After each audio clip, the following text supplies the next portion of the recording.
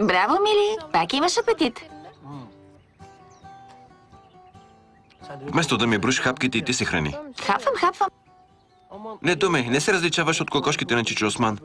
Трябва да вземеш хляба, хубаво да го топнеш в меда, после свиваш хляба и ето така.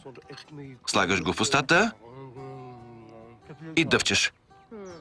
Да дъвча така и да стана 1000 килограма, нали? Ако искаш, стани и 2000. Аз пак ще те обичам. Виждам, че сте в настроение.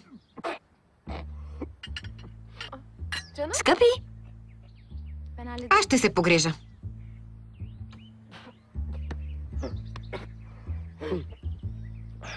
Щях да умра за Бога.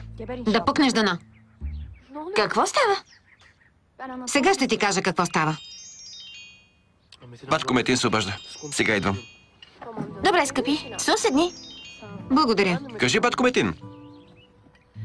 Познай кой дойде в сладкарницата. Джихан, заедно с приятелката си Елена. Да, много е сладка, нали? И аз се запознах с нея. Но не е приятелка на Джихан, а на Халил. Не, мила, всъщност не е тяхна приятелка. Как така? Ами така.